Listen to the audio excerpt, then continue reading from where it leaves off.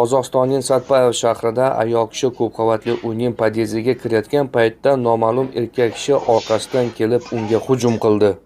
Erkak kishi ayol kishini og'zini qo'li bilan yopib, kuch bilan olib chiqmoqchi bo'lgan. Ayol erkak kishiga qarshilik ko'rsatib, bor kuchi bilan baqirishni boshlagan. Ayol kishi tinmasdan baqirgani uchun jinoyatchi voqea joyidan qochib ketgan, ammo aytishlaricha keyinchalik u ushlangan. Ko'p qavatli uyning pod'ezdiga kirayotgan paytingizda ehtiyot bo'ling. Pod'ezd eshigini ochishdan oldin yon atrofga diqqat bilan qarang. Begona odamlar bor-yo'qligiga e'tibor bering. Agar biron kishi sizda shubha uyg'otadigan bo'lsa, pod'ezdga kirishga shoshilmang. Biron kishini kutayotgan bo'lib, tashqarida qoling. Agar ortga qarash noqulay bo'ladigan bo'lsa, oyna yoki telefon kamerasini yoqib, baland tutib, orqangizdan kim kelayotganligini kuzatib borishingiz mumkin.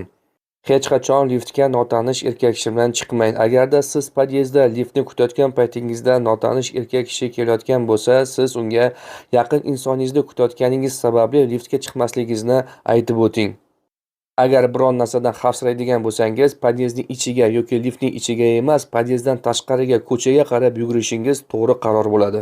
Agar liftga kirgan paytingizda begona erkak kishi liftga kirib oladigan bo'lsa, hech qachon unga orqa bilan turmang. Notanish erkak kishiga yuzma-yuz turishingiz uni har bir xatti-harakatini kuzatishga yordam beradi. Agarda sizga nisbatan biron bir xatti-harakat qiladigan bo'lsa, bor kuchingiz bilan yordamga chaqiring. Pod'ezdga kirgan paytingizda uy kalitini qo'lga olishga shoshilmang. Ko'pgina odamlar pod'ezdga kirayotgan paytda uy kalitini qo'lga olishib, xatoga yo'l qo'yishadi, chunki jinoyatchilar bundan foydalanib qolishi mumkin.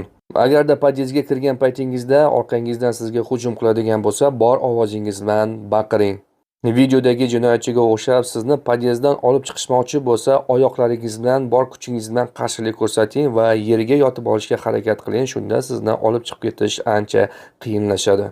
Ko'pgina jinoyatchilar shovqindan qo'rqishadi va shovqin ko'tarilganda voqea joyidan qochib ketishga harakat qiladi. O'zingizni asrang va ehtiyot qiling. Kanalimga obuna bo'ling. Biz bilan siz yanada xavfsiz bo'lasiz.